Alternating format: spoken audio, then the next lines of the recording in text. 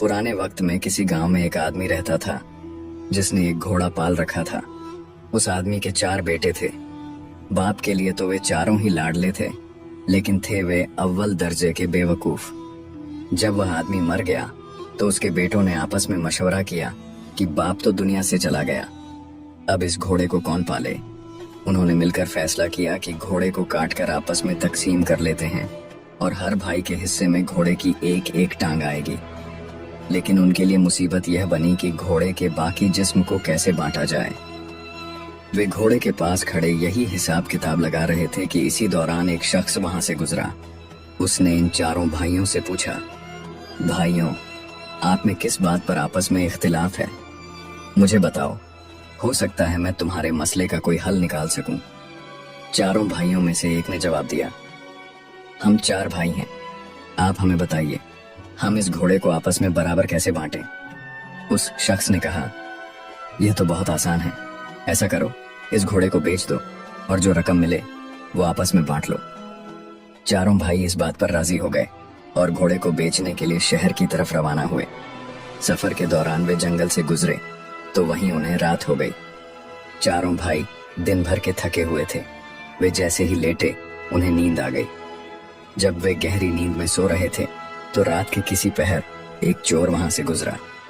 उसने देखा कि चारों आदमी बेखबर सो रहे हैं और जोर जोर से खर्राटे ले रहे हैं।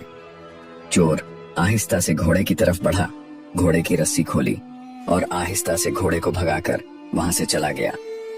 थोड़ी देर बाद एक भाई की आंख खुली तो उसने देखा कि घोड़ा वहां से गायब है। फौरन उसने दूसरे भाइयों को भी जगाया और बताया कि हमारा घोड़ा चोरी हो गया है। एक भाई ने अंगड़ाई लेते हुए कहा, सो जाओ सो जाओ, रमजान खान ले गया होगा, सुबह देख लेंगे। सुबह जब चारों भाइयों की आंख खुली तो वे रमजान खान को ढूंढने निकल पड़े। रास्ते में उन्होंने एक ऊंट के पांव के निशान देखे तो उनमें से एक भाई कहने लगा, यह देखो, ऊंट के पांव के निशान। दूसरे ने कहा, भाई, यह किसी नर ऊंट के पांव के निशान हैं। तीसरा कहने लगा, यह ऊंट तो एक आंख से अंधा भी लगता है। अब चौथा बोला, रस्सी तोड़कर भागा होगा। फिर वे चारों आगे बढ़े। अभी कुछ ही दूर गए होंगे कि उन्होंने देखा कि एक शख्स परेशान हालत में आ रहा है। उसने इनसे पूछा, आप लोगों ने यहाँ कोई ऊंट तो नहीं देखा? इनमें से एक ने कहा, नर ऊंट। दूसरे ने कहा, एक आंख से अंधा भी था। तीसरे ने कहा, रस्सी तोड़कर भागा था। वह शख्स कहने लगा, तुम बिल्कुल ठीक कहते हो, ये बताओ, ऊंट कहाँ देखा तुमने? उन्होंने यक जुबान होकर कहा, हमने ऊंट तो नहीं देखा, तुम आगे जाकर तलाश करो। वह शख्स कहने लगा, भाइयों, तुम्हारे पास ऊंट से मुतालिक इतनी मालूमात है और फिर भी तुम इनकार करते हो। भला ये क्या बात हुई? हो सकता है तुम लोगों ने ही मेरा ऊंट चुराया हो। चलो बादशाह के पास चलते हैं, वही इस बारे में फैसला करेंगे। चारों भाई और ऊंट का मालिक बादशाह के दरबार की तरफ रवाना हो गए। रास्ते में जमीन पर उन्हें किसी इंसान के पैरों के निशान नजर आए। चारों भाइयों में से एक ने कहा, यह औरत के पांव के निशान हैं। दूसरे ने कहा, यह घर से नाराज होकर निकली है। तीसरे ने कहा, भाई, ये तो पेट से लगती है, यानी इसे बच्चा होने वाला है। बातें करते करते जब वे आगे बढ़े तो एक शख्स भागा भागा आया। उसने पूछा, भाइयों, रास्ते में तुम लोगों ने किसी औरत को तो नहीं देखा? एक भाई ने कहा, वो जो नाराज होकर घर से निकली थी। अब दूसरा भाई बोला, मेरे ख्याल में पेट से भी थी। उसने कहा, हाँ, बिल्कुल दुरुस्त कह रहे हो। तीसरे ने कहा, रात के वक्त घर से भाग गई थी। हाँ हाँ, बिल्कुल ठीक। ये बताओ, वह कहाँ है? चारों भाइयों ने फिर से एक जुबान होकर कहा, हमने तो उसे नहीं देखा, जाकर कहीं और तलाश करो। वह शख्स कहने लगा, मैं तुम्हारी बात पर कैसे यकीन कर लूं? तुम सब कुछ जानते हो और अब कह रहे हो कि हमें इसके बारे में कुछ मालूम नहीं। मेरी औरत यकीनन तुम लोगों के पास है। वे भाई कहने लगे, अगर तुम्हें हम पर शक है और हमारी बात पर यकीन नहीं तो आओ हमारे साथ बादशाह के पास चलो ताकि वह इस मामले का कोई फैसला करे। अब वह शख्स भी इनके साथ चल पड़ा। चलते चलते वे एक शहर में पहुंच गए। एक गली में उन्होंने एक शख्स से पूछा, यह रमजान खान का घर कहाँ है? उसने साथ वाले घर की तरफ इशारा किया। उसी वक्त एक घर से एक शख्स निकला और कहने लगा, रमजान खान मैं हूँ, कहो क्या बात है। वे भाई कहने लगे, कल रात तुम हमारा घोड़ा ले गए थे, वह हमें वापस कर दो। रमजान खान कहने लगा, मैं अपने घर पर हूँ, तुम लोग पागल हो, अहमक हो, भला मैं कैसे तुम्हारा घोड़ा ले गया। वे भाई कहने लगे, अगर तुम्हें इनकार है तो चलो बादशाह के पास चलो। अब यह सब बादशाह के दरबार में पहुंच गए। बादशाह ने इनसे पूछा, तुम लोग यहाँ क्यों आए हो, क्या बात है। उन्होंने कहा, हम इंसाफ के लिए बादशाह के हुजूर पेश हुए हैं।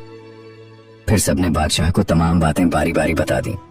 ऊंट के मालिक ने कहा, जनाब, इन लोगों ने पहले मेरे गुमशुदा ऊंट के मुतालिक तमाम बातें दुरुस्त बताईं और फिर कहते हैं कि हमने उसे नहीं देखा।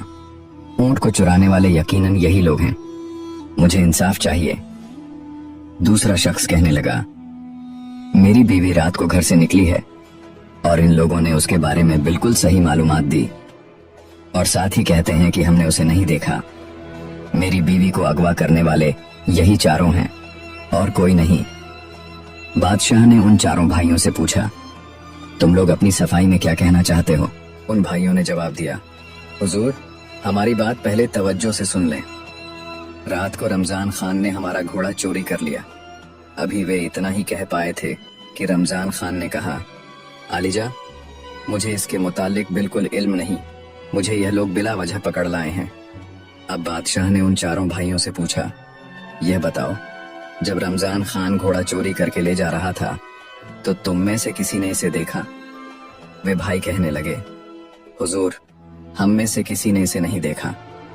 फिर बादशाह ने गुस्से में कहा, जब तुम लोगों ने इसे देखा ही नहीं तो इस पर झूठा इल्जाम क्यों लगाते हो, और यह जो दूसरे लोग तुम्हें अपने मुकदमों में मुलजिम ठहरा रहे हैं, इसकी सफाई में तुम क्या कहना चाहते हो। इन चारों बेवकूफ भाइयों ने कहा, हुजूर, यह लोग हम पर तोहमत लगा रहे हैं, हम मुजरिम नहीं, दरअसल हम इल्म ए गैब जानते हैं, हमें सब कुछ इसी इल्म के जरिए मालूम होता है। बादशाह ने कहा, अगर ऐसा है तो मैं तुम लोगों का इम्तिहान लूंगा और देखूंगा कि क्या वाकई तुम्हें इल्म ए गैब आता है या तुम बातें बना रहे हो। इसके लिए मैं एक चीज को दूसरी चीज के अंदर छुपा कर रखूंगा। अगर तुम लोगों ने सही तौर पर बता दिया तो मैं समझूंगा कि तुम लोग वाकई में गैब जानते हो और बेगुनाह हो। फिर बादशाह ने एक अनार मंगवाया और उसे संदूक में बंद करके उनसे पूछने लगा, बताओ, इस संदूक के अंदर क्या चीज है। वे चारों भाई एक दूसरे का मुंह ताकने लगे। सबसे बड़े भाई ने कहा, कोई गोल गोल सी चीज है। दूसरे भाई ने कहा, इसके सिर पर कोई छोटा ताज भी है। तीसरा कहने लगा, इसके बीच में दाने दाने हैं। चौथे ने कहा, क्यों नहीं कहते कि संदूक में अनार है। अब बादशाह को यकीन हो गया कि ये भाई सच्चे हैं और यह इल्म ए गैब जानते हैं। बादशाह ने रमजान खान से कहा, इन भाइयों का घोड़ा वापस कर दो या इसकी कीमत अदा करो। और दूसरों से कहा, जाओ, तुम अपना ऊंट और यह अपनी बीवी को तलाश करो, क्योंकि ये भाई वाकई इल्म ए गैब जानते हैं।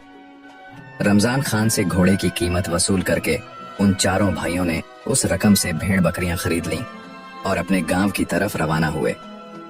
दोपहर के वक्त वे एक जंगल में पहुंचे जहां दरख्तों का साया था और ठंडी ठंडी हवा चल रही थी। चारों भाई थकान से चूर हो चुके थे, इसलिए वहीं बेखबर होकर सो गए। जब एक भाई की आंख खुली तो उसने देखा कि बकरी का एक बच्चा एक दरख्त पर चढ़ा हुआ है और भेड़ें जुगाली करते हुए मुंह हिला रही हैं। उसने अपने भाइयों से कहा, चुपके से उठ जाओ। भाई पूछने लगे, क्यों, क्या हुआ। उसने कहा, बकरियां डंडे तोड़ रही हैं और भेड़ें हमें मारने के लिए आपस में मशवरा कर रही हैं। चारों भाई वहां से भाग निकले और भेड़ बकरियों को वहीं छोड़ दिया। एक भेड़ ने उनके पीछे पीछे भागना शुरू कर दिया तो एक भाई ने पत्थर उठाकर भेड़ पर दे मारा और कहा, भाइयों, एक को तो मैंने मार दिया है, अब जितनी जल्दी हो सके यहाँ से भाग चलो। जब वे काफी देर तक भागते रहे तो थक गए और उनकी सांसें फूलने लगीं। भागते भागते वे रुके और एक ने कहा, गिनती करो, क्या हम सब मुकम्मल हैं या नहीं। यह कहकर चौथे भाई ने गिनना शुरू किया, लेकिन अपने आप को गिनना भूल गया और कहने लगा, हम तो 3 हैं, हमारा चौथा भाई गायब है। दूसरे ने कहा, ठहरो, मैं गिनती करता हूँ। फिर उसने गिनती शुरू की, यह 1, यह 2, यह 3। उसने भी अपने आप को नहीं गिना और कहने लगा, हम में से वाकई चौथा भाई गायब है। इसी तरह बारी बारी चारों ने गिनती की और हर एक ने अपने आप को नहीं गिना। वे समझते रहे कि चौथा भाई कहीं गुम गया है। इसी दौरान वहां से एक घुड़सवार गुजर रहा था। जब उसने इन भाइयों की यह हरकत देखी तो समझ गया कि यह कोई अव्वल दर्जे के बेवकूफ हैं। उसने कहा, अगर मैं तुम लोगों की गिनती मुकम्मल कर दूं तो मुझे क्या मिलेगा? भाई कहने लगे, फिर हम सब तुम्हारे गुलाम बन जाएंगे। जहां तुम हमें ले जाओगे हम तुम्हारे साथ जाएंगे। घुड़सवार ने पहले एक भाई का हाथ पकड़ा और कहा, यह 1। फिर दूसरे का हाथ पकड़ा और कहा, यह 2, और इसी तरह गिनती मुकम्मल की। इस पर चारों भाई खुश हो गए और कहने लगे, हम आज से तुम्हारे गुलाम हैं। घुड़सवार ने उनसे पूछा, तुम लोग ऐसे भाग क्यों रहे थे? उन्होंने एक आवाज में कहा, हमारी बकरियां डंडे तोड़ रही थीं और भेड़ें हमें मारने के लिए मशवरा कर रही थीं। घुड़सवार ने उनसे कहा, अब मेरे साथ चलो ताकि मैं तुम्हारी भेड़ बकरियों के साथ सुलह करवा सकूं। जब वे जंगल के करीब पहुंचे तो रास्ते में वही भेड़ वहां मरी पड़ी थी। वे भाई कहने लगे, यही वह भेड़ है जो हमें मारने का मंसूबा बना रही थी। जंगल में पहुंचकर जब उनकी नजर भेड़ बकरियों पर पड़ी तो चारों भाई घबराने लगे। घुड़सवार भेड़ बकरियों के करीब गया और उनमें से हर एक को सिर पर थपकी दी।